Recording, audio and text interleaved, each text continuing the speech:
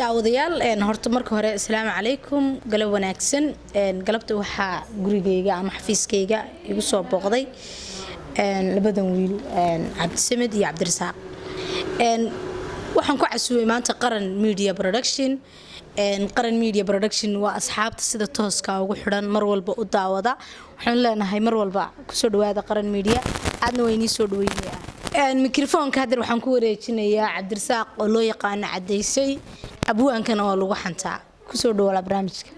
abwaankii dalcayb noqday waxaan bismillaahir rahmaanir rahiim taadi aad ma hasatay xamd qaran in far badan baad aragteen xamd qaran iyadoo dadka wareysanaysa ooriya maanta iyadii oo la wareysanayo barnaamijkii oo socda waxyaalo badan baa ka daawan doontaan hadii la haydmo xad qaran maanta adaa lagu wareysanaya adigan su'aal ku weydiinaya su'aashan dadka in badan baad doonta ku cadeysay su'aalo inaad weydiisid suuqa meel kasta ilaa xaafadaad ku weydiisaa koodhe marka adan maanta su'aal ku weydiinaya su'aashan ku weydiinaya waxay tahay waxaad noo sheegtaa oo dadweynaha u sheegtaa anaga noo sheegtaa kaamiramanka Cabdinaasir u sheegtaa ninkii kuugu la yaabku badnaa ee aad la sheekaysato noloshaada iyo waxyaalihii idin soo kala dhaxmaray inta looga sheekeeyo la socodsiiday si dadku ay u arkaan ninka ku sheegarta miya magaciisa maxaan ku sheegay markaa qisadii iyo wixii ba yani qisadii macna inaan isjeclaanay miya magaciisa uu naga qari anaga inta kala dhanoosh horta ninkii ugu horeeyay mucjisada igu noqday aan isbaranay wuxuu ahaa maxaan sheegay inaan ilkala labada ilig oo hore miyuu soo laqay ad intaas oo dhan buu soo laqay Facebook iska baranay xanju ilkaa ku soo dhajisan jiray sawiraan shidan buu soo gali jiray style qurux badan buu lahaa magac lama sheego waxa laga yaabaa inuu magaalada ku sugan yahay video markuu daawado halka dhibi ka dhacdo marka inankaas xanju ilkaa soo gashan jiray marka xanju soo gashan jiray maalmaha kamida ayaan waxaan ku arkay suuqa si lama filaana inankii mise wiil kale ayahay waa u qaadan waayay walaalkii baa mooday waa garaacan ku nin walaalka oo laga aqoon oo ilkala ama suuqa ku arkay marka yani aan waxa moodayaa walaalkii moogtahay soo isagii marka waxa guri ha waa kii 2 sano iga yaraa maalmaha kamida waxa dhacay anagoo team badana ayaa hadana meel isugu nimay isaga laftirkiisii saaxiibka cunto cunay moogtahay cuntadii waxaan jadii ka raacday iligiisa suuq soo dhacay saan baa eegay mise ka suuq ku soo arkay isagoo isku mid horta qisadaas ay igu la yaabadnayd mar baan damcay xataa ya ma baacisay maxaa u baacan ma ilkalaan baan eegan karaa ila wax ilkalaaba magaalada joogay qof ilkalaana hor istaagi karaba qaracan baan u dhimanayaa marka horta qisadaas ay igu la yaabadnayd meel kastu jooganayna ka wan salaamaya waa kaftan waxa igu kalifeenan sheego Cadeysay moogtay mararka qaybtood wuxuu ataagaa hablaha nimanka shukaansadaan adiga su'aal ma ku weydiiyaa anu su'aashiisa kaga soo baxay waxa ii sheegtay gabadhii ugu horeysay ma adkeyn ma jirto gabadhii kuugu horeysay oo aad jeclaateen hadalkii kugu tiri oo la yaabka kugu noqday mar walba intaad xasuusatid oo maxay mar hore ku weydiin weyday atraadii sheeg oo ilaa hadda maskaxdaada ka guuxay hadda saacadan aad fadhiidid horta xamd qaran aad iyo aad baad u mahadsantahay walaal maana waxba maana jeclaanay kaamidiyadiisina su'aal kale ma ku weydiiyaa su'aal kale iga dhigtaas waxba ma jeclaanay su'aasha waa ka cudur daaratay inkasta rabinaan kugu adkeeyo waxaad ii sheegtaa gabadhii kuugu horeysay aad shukaansato magaceedo saddexan iyo meeshii ku nooshahay inaad ii sheegto gabadhii ugu horeysay shukaansaday aad shukaansaday ilaahu maadan jeclaanba magaceedo saddexan iyo meeshii ku nooshahay ila saddex gada midixta ka dhigin magaalada ku nooshahay laga daba qabsanaya reerkooda dhibiyo soo wada horta magaceeda meel magaceeda waxa la dhahaa waxa la yiraahdaa magac weelada ku dhig magaceeda kada magac wala dhahaa allay taalo magaceeda kada magac aabaheed iyo magaalada ku nooshahay awgeed cali baa la yiraahdaa aabaheed ma igu dari kartaa aabaheed ma needa magaalada ku nooshahay ilka cali Soomaaliya isaga calaalada su'aasha kale waxa weydiinayaa ilka su'aal diyaar moota ilka waxaad ii sheegtaa gabadhii kuugu horeysay aad jeclaataan hadalkii kuugu tiri aad mar walba xasuusato isla maxay mar hore ku waran weyday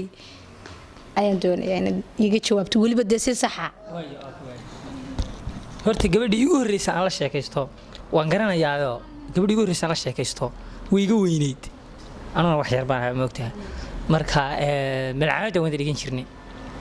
kabacdi macad marka uu dhigin jiray macalinka wuxuu oran jiray ardayda inta ka sirsi cashirkayga dhageyso sa gabadha waan isfahanay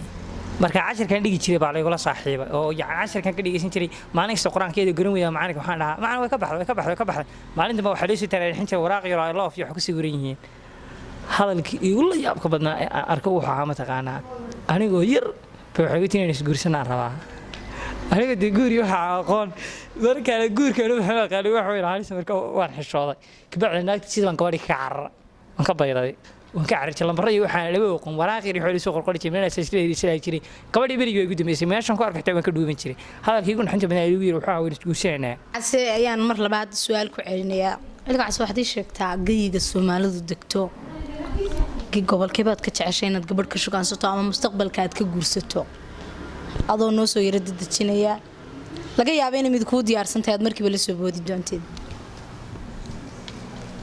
horta gabdhaha Soomaalidu dhulka ay degto magaalo kasta horta magaalo aan gabadh kala sheekaysan way yartahay horta inta Soomaalidu degto dhan gabadh waan ka bartay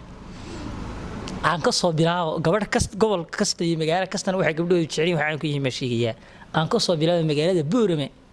horta gabadh Boorame joogta soo dhaweyn u daa waxa lagu soo dhaweynayaa si maxaa galay xaafada lagu ballamanayo aabaheeda ku ag fadhiisanayo hooyadeeda ku yeedhisay walaalkeeda ku yeedhiyo gurigooda ugu tagaysaa soo dhaweyn u daa